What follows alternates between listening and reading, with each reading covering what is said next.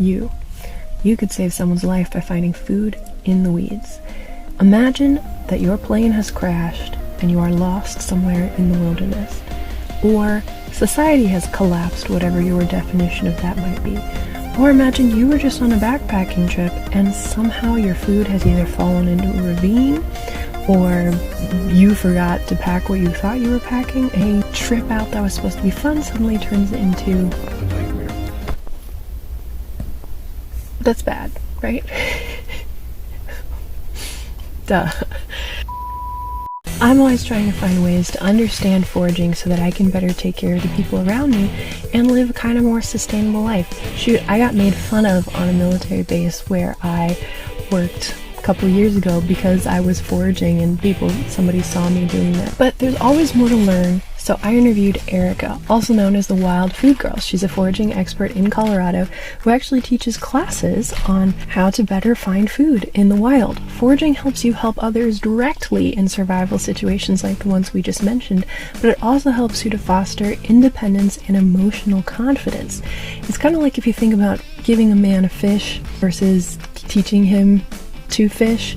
When you teach him to fish, you don't just give him a business and a source of income, you give him confidence in himself.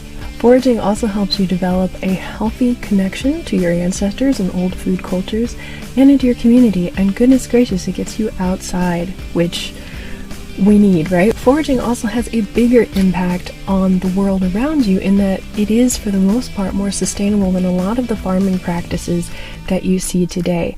Factory farms are huge pollutants, and frankly, they pump your food full of a lot of stuff that a lot of people do think is unhealthy. When you're foraging, of course, you want to forage responsibly or you'll end up in a similar situation. Always leave something to regrow. Don't take more than you're going to need because you may find, oh, this is exciting, I found this, I want to stock up, but then it rots in your refrigerator. Yes, I've been there with cactus fruit before.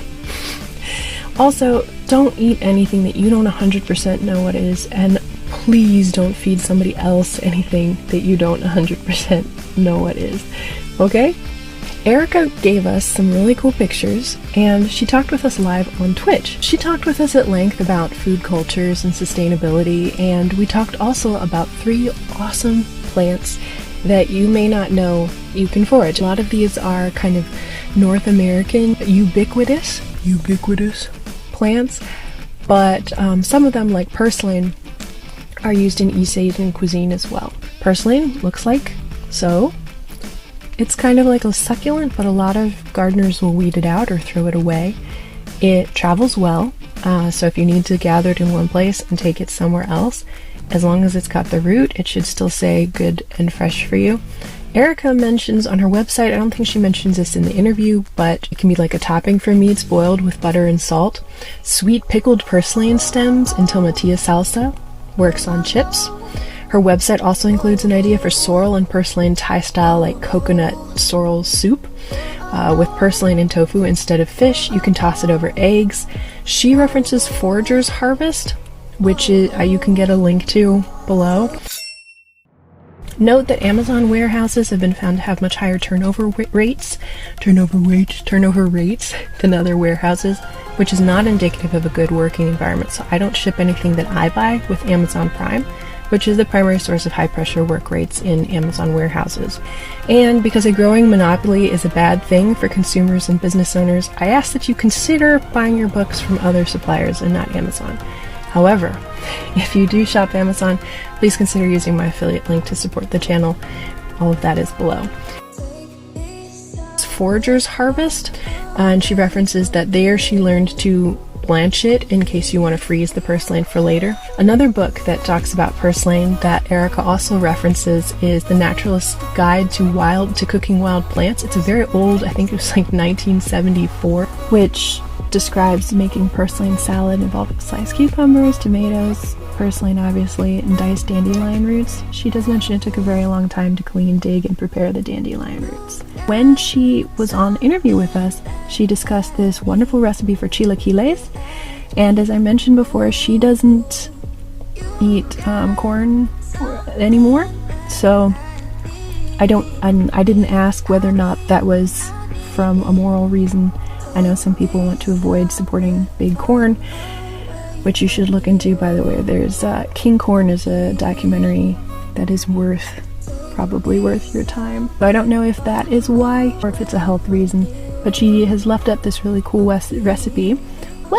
She left up this recipe called Chilaquiles con Vero Lagos on her website, wildfoodgirl.com, and I have linked that so that you can access that. Another plant that Erica talked with us about was thistle.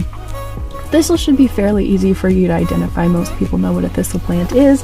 It's this prickly plant that's got these like beautiful little purple flowers with the sticky, uncomfortable, sharp bits.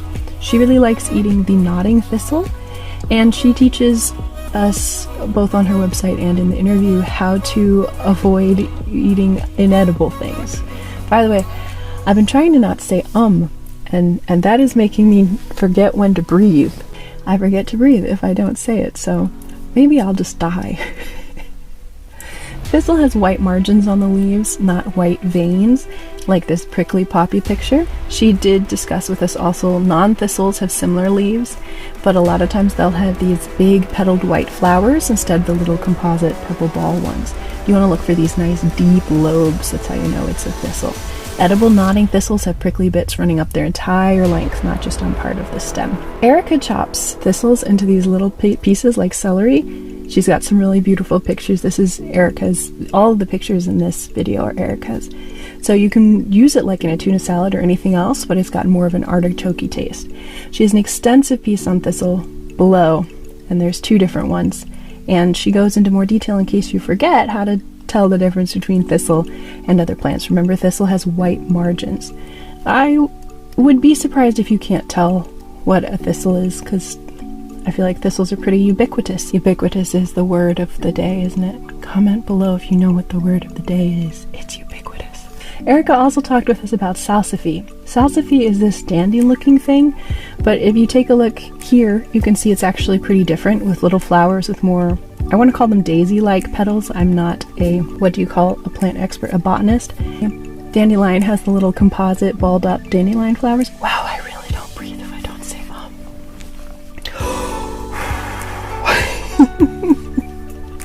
And salsify has actual like little petals, similar to the way daisy would, and they're all around the center instead of all that balled up. The stalks split off like this, you can see in this picture, and when they're young they have like little curled up bits around the young buds. Erica mentions using the small curled up little tiny shoots or pre-bloomed buds in things like greens and salads, but the roots might be more useful to you, similar to any kind of underground tuber you can make it into a mash, like mashed potatoes. Some people says it has an oyster-like taste. Apparently it was loved in the Victorian era, but I didn't find a reliable historical source on that. I also didn't look, and Erica didn't talk about that. Erica talked specifically about how she uses it, not how the Victorian era might use it. Again, you really miss out if you don't hit the interview live on Twitch. You also miss out if I lose all the audio for the interview, which is what happened and why I don't have her audio.